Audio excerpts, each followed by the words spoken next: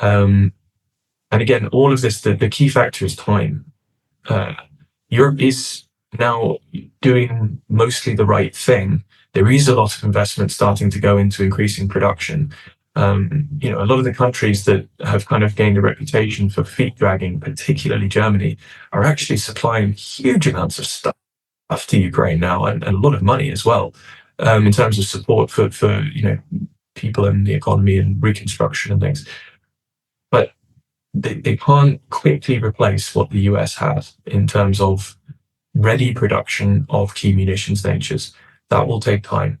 And the Ukrainians don't necessarily have time.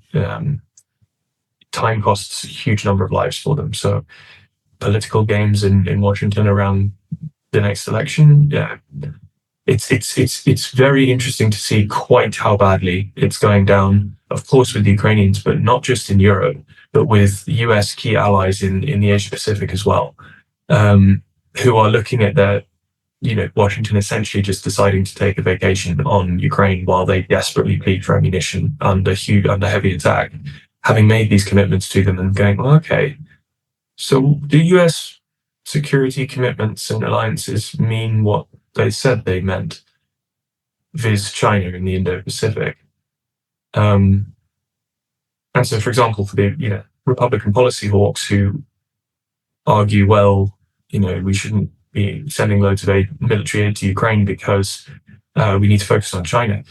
What they're doing in Ukraine, the US at the moment, is massively undercutting the entire alliance network that the US relies on as a containment strategy and as military alliances for a China scenario in the Indo-Pacific, because allies are watching this with just, despair, really.